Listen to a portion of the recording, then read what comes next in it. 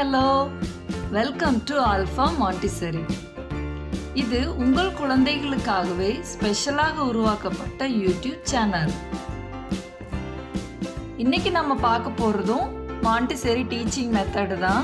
Teaching method வரிசையில் இன்னைக்கு 3 letter வேர்ட்ஸை எப்படி சொல்லித்தரது அப்படின்னு நம்ம பார்க்கலாம். 3 லெட்டர் வேர்ட்ஸை ஈஸியாக குழந்தைகளுக்கு சொல்லித்தரதுக்கு சில டீச்சிங் எய்ட்ஸ் எல்லாம் இருக்குது. இதை யூஸ் பண்ணி சொல்லித்தரலாம். அது எப்படின்னு பார்க்க நீங்கள் ரெடியா?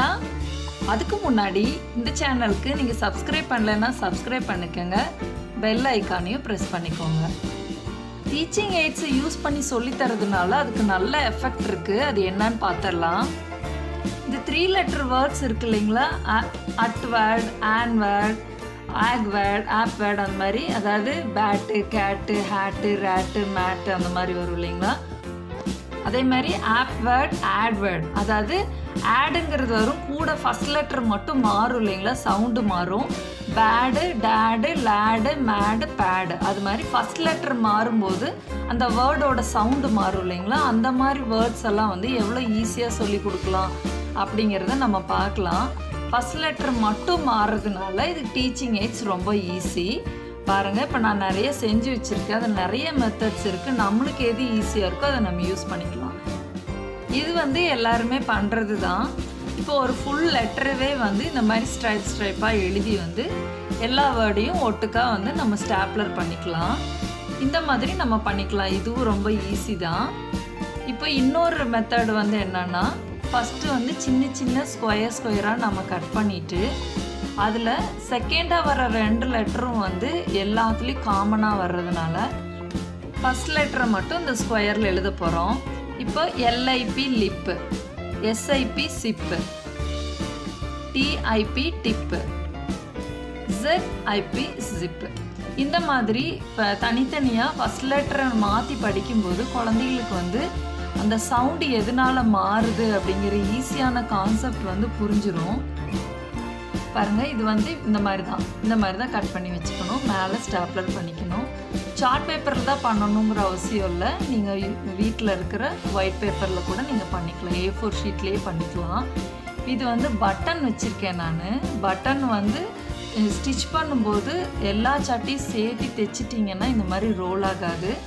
ஒட்டுக்கா உள்ளே போட்டு ஒரே ஹோல்குள்ளே எல்லா நூலையும் எடுத்து பின்னாடி ஸ்டிக் பண்ணிட்டோம்னா இது நல்லா ரோல் ஆகும்.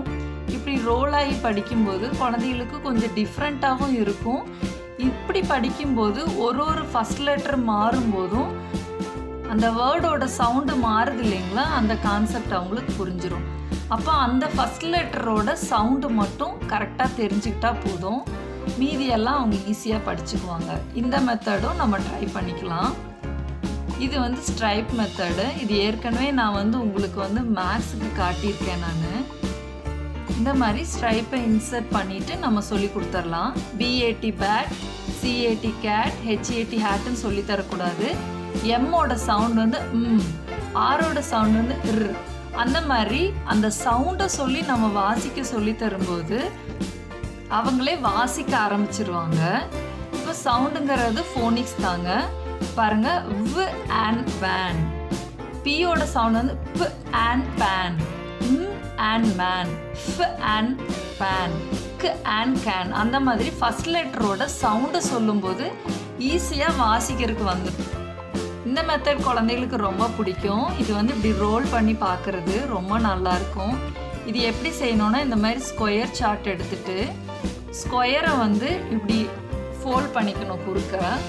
குறுக்க ஃபோல்ட் பண்ணிவிட்டு இப்படி மேலே வந்து இந்த கோனுக்கு கட் பண்ணுவோம் இல்லைங்களா, அது மாதிரி ஒரு சைடு மட்டும் நம்ம 2 பேப்பரையும் கட் பண்ணி எடுத்து விரித்தோம்னா இந்த மாதிரி வந்துடும். இந்த மாதிரி வந்ததுக்கப்புறம் ஒரு ஸ்ட்ரைப்பில் மட்டும் எத்தனை லெட்டர் மொத்தம் இருக்கோ அந்த மாதிரி பிரிச்சுட்டு அதில் ஃபஸ்ட் லெட்டர் மட்டும் எழுதிக்கலாம்.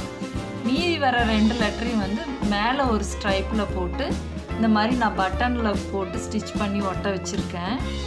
K ap cap, L ap lap, M ap map, R ap rap, N ap nap, T ap tap, S ap சாப்.